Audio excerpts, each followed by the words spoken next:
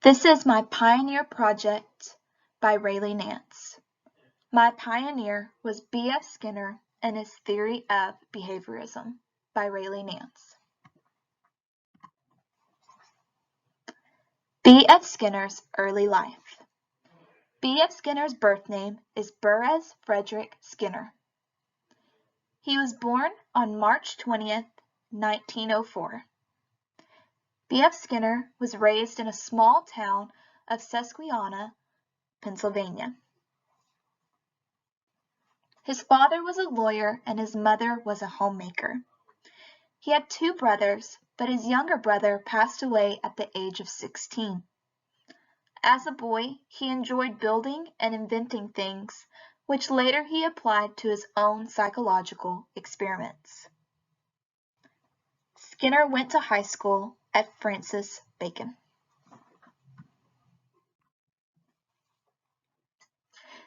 B.F. Skinner's early personal and professional life.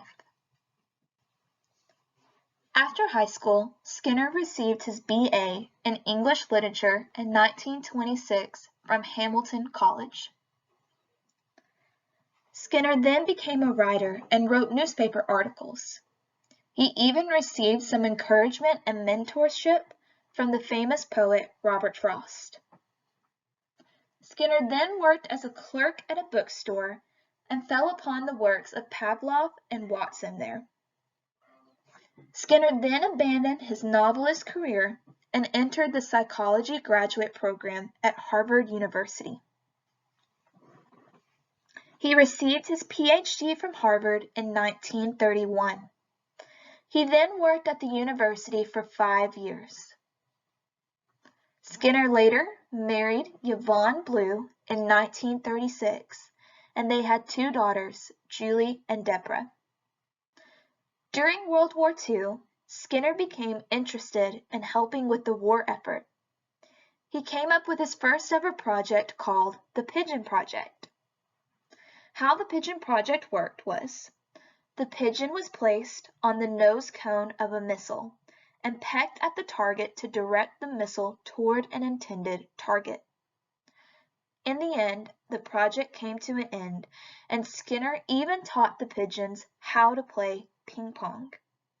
This is the beginning of B.F. Skinner's soon-to-be theory.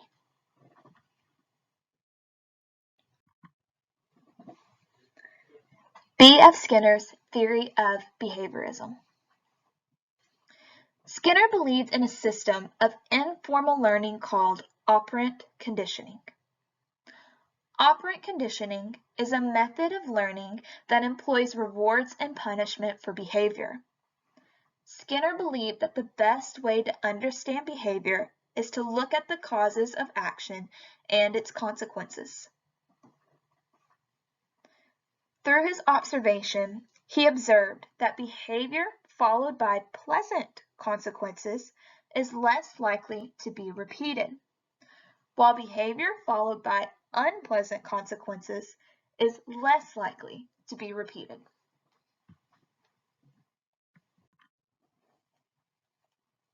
Skinner's box.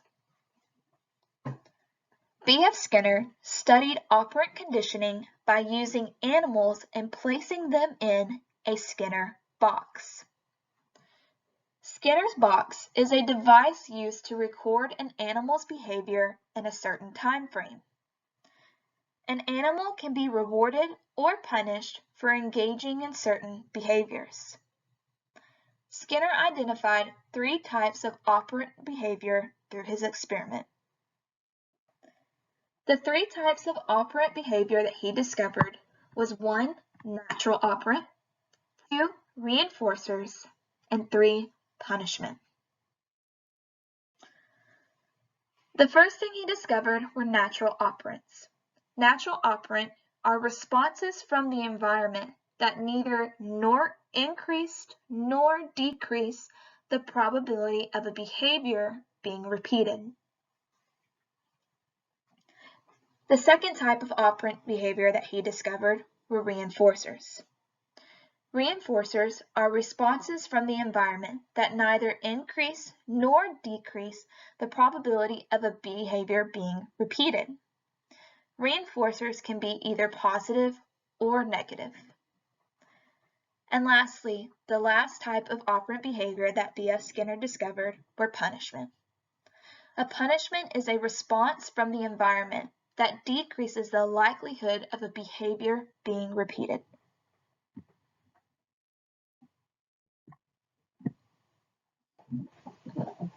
How Skinner's box worked.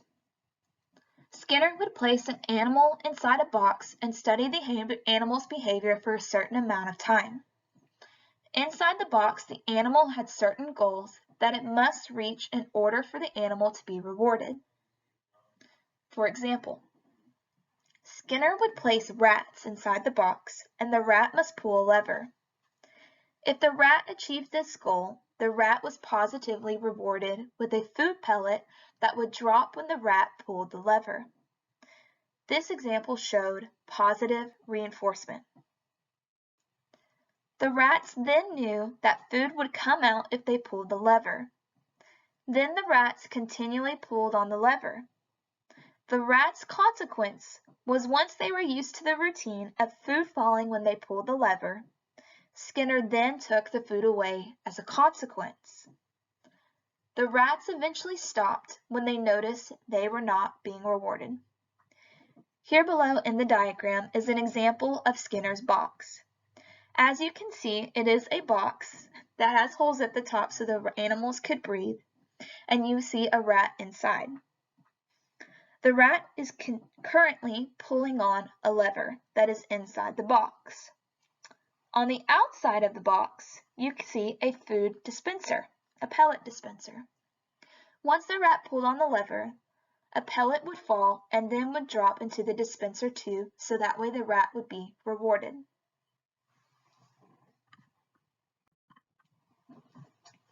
Skinner's late life to death. In 1945, Skinner moved to Bloomington, Indiana. From 1945 to 1974, Skinner joined the psychology department at Harvard University, where he stayed until he retired in 1974. In 1948, he wrote a book called Walden 2. He described a fictional utopian society where people became trained ideal citizens using operant conditioning. In 1971, his book called Beyond Freedom and Dignity made a controversy where people did not have free will. In 1974, he wrote a book called About Behaviorism to try to die down the rumors that had spread about his theories. In 1989, Skinner was diagnosed with leukemia. And on August 18th of 1990, B.F. Skinner had passed away. Pioneers' influence and beliefs in a classroom environment. Skinner's beliefs in operant conditioning show us as educators that rewards and punishments can have an effect on an action to be repeated. It is great for teachers to learn more about Skinner's theory of behaviorism because it can show teachers great ways for classroom management.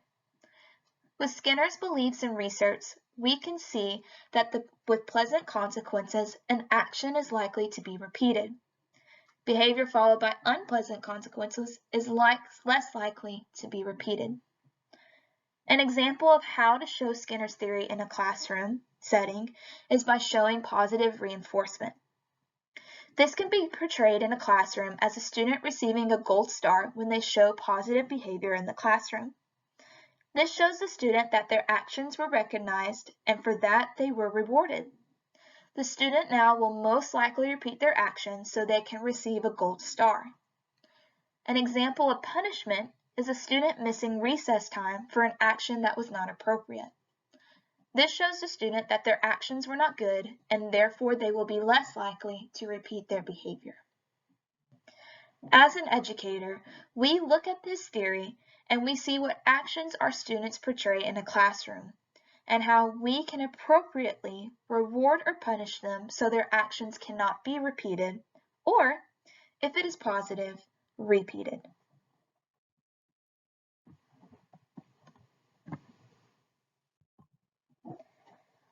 On the last slide, this is my bibliography of all the citations that in APA Format 6 that I used. There are 10 websites here that I used for this Pioneer project.